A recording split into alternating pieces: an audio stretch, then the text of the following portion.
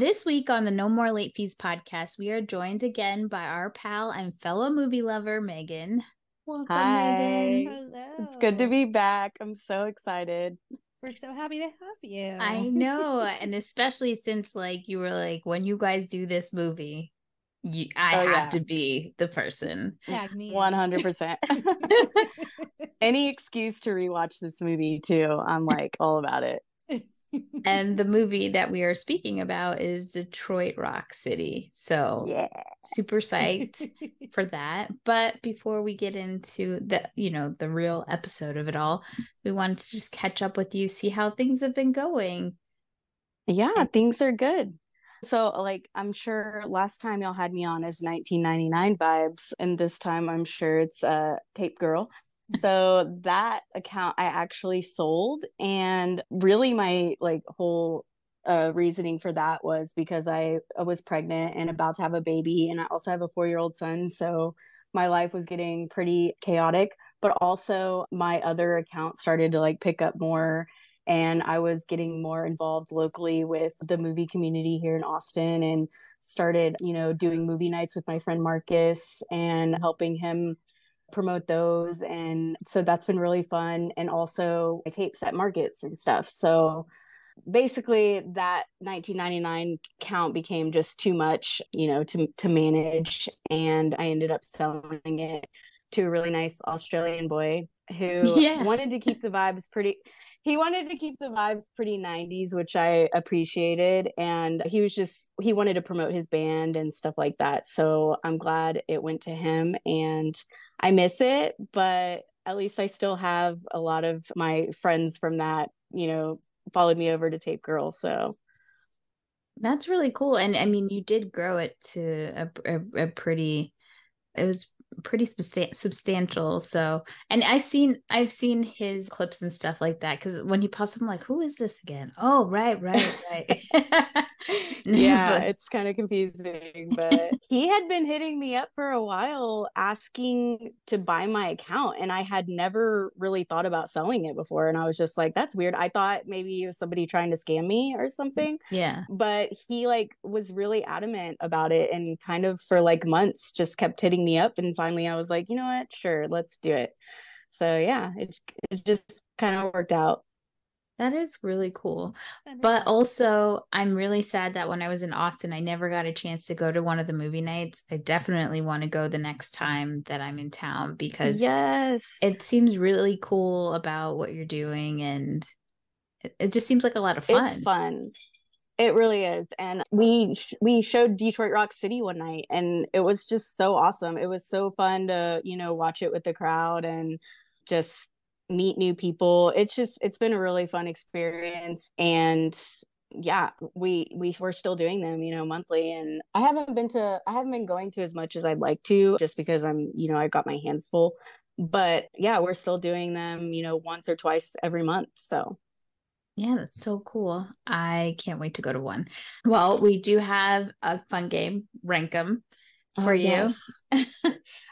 So Detroit Rock City is got a great soundtrack, but obviously the majority of the soundtrack are Kiss songs. Mm-hmm. So we found a bunch of movies where there was one single artist that really was the main person on the soundtracks, and you have to rank them from, I think I got 6 here, 1 to 6, 1 being the best, 6 being the worst, and you won't know in what order they're coming at you. So, oh gosh, okay. Okay, so our first one is ABBA on the Mamma Mia soundtrack. Oh, so I have to rank it? I don't think I've ever seen Mamma Mia. Don't what? shame me. I know. I'm sorry. That's a good one. Yeah, so I suck, but I've never seen it. So 6, no worries. Yeah.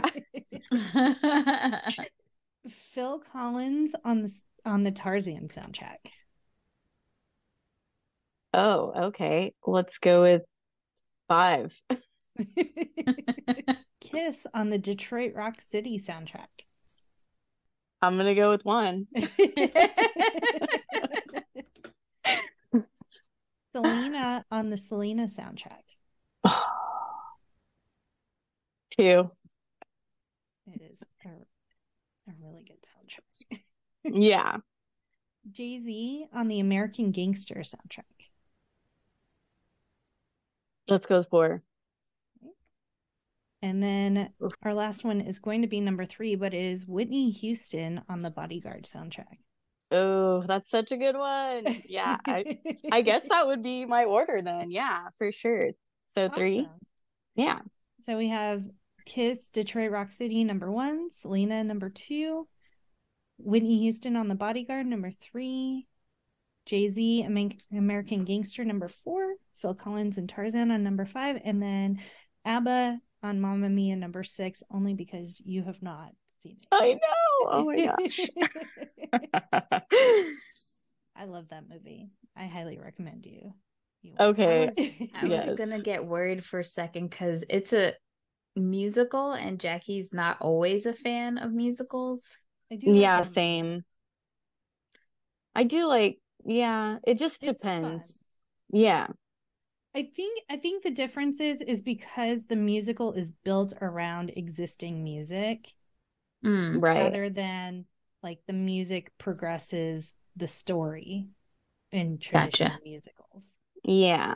And Mamma Mia is like, you and Ken are gonna vibe again, Danielle. It's like up there in like the top echelon of movies he loves.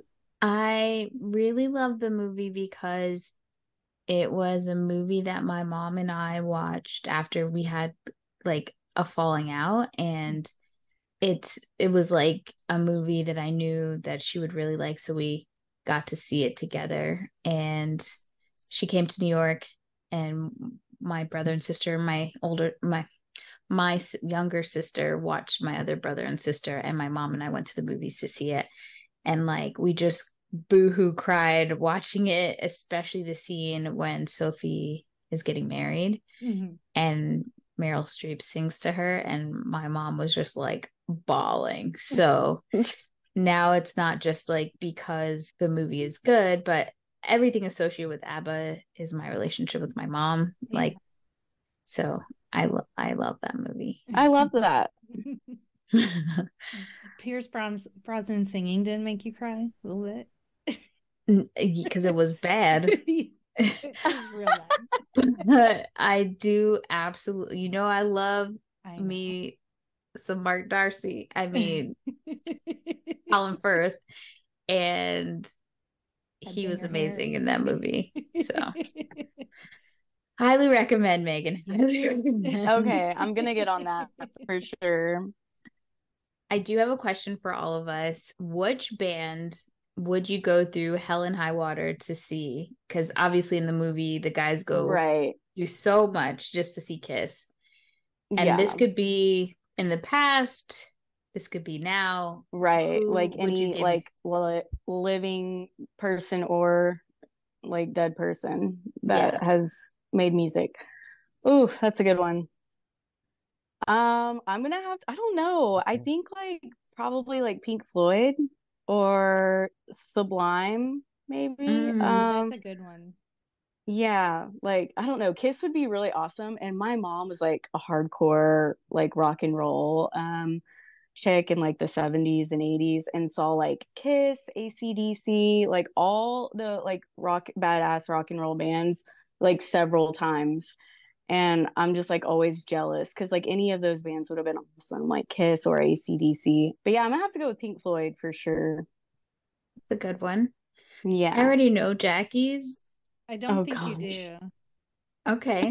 Well, tell us, what is it? Well, I have 2 answers. The one is like today, like right now, Jackie, I attempted to get on the wait list for Taylor Swift tickets. I had a feeling you were going to say that.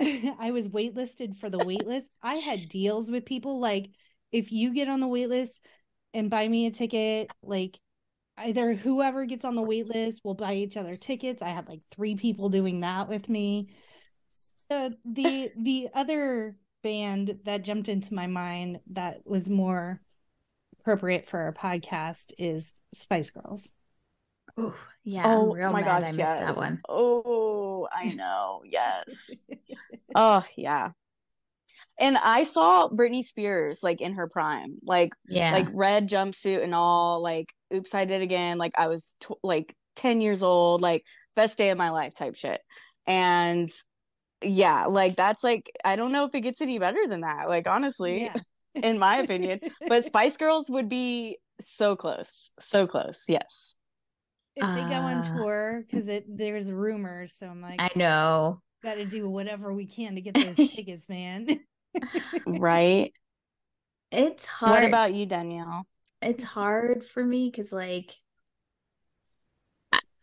I'm always weird about concerts, but okay, for me, if I can go back in time and see Otis Redding perform live, I would probably pass out. Like that would, I got to see Etta James, so like those two are top tier.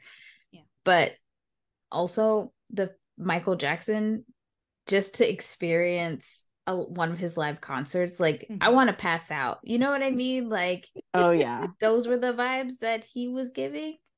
But since both of them are dead, I will do anything if Destiny's Child reunites or NSYNC reunites. I would see one of those concerts somehow, some way. Oh my goodness. Yeah, for sure. Definitely. I went to a Backstreet Boys concert a few years back and I was super excited about going. I was hyped.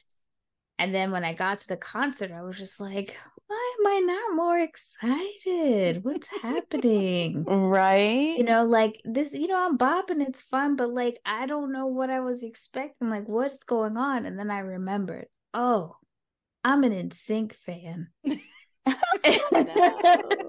I mean, I like the Backstreet Boys, but like in high school, Jackie and I were about that NSYNC life. So dang. And that not me.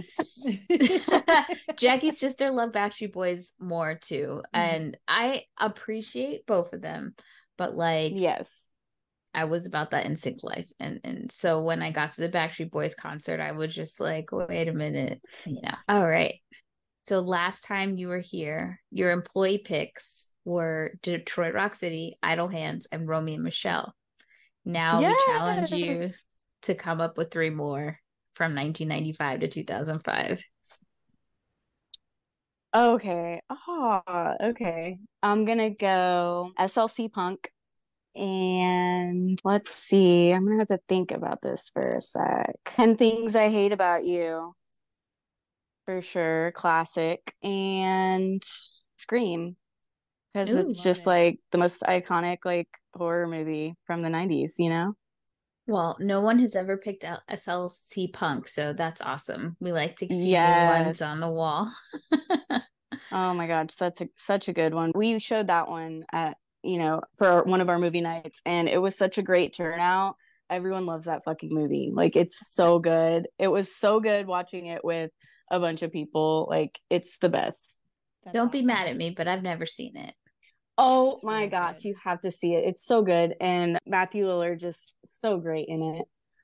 Well, why don't you tell everybody where they can find you on social at your other handle? So my Tapegiirl is at Tapegiirl with 2 eyes. So just like 1999 Vibes had 2 eyes, I just kept the 2 eye vibes. I don't know why.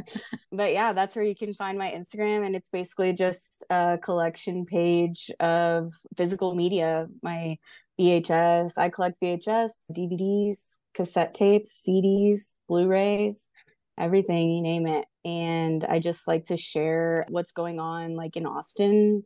So like I share markets and just other stuff like that. So that's where you can follow me.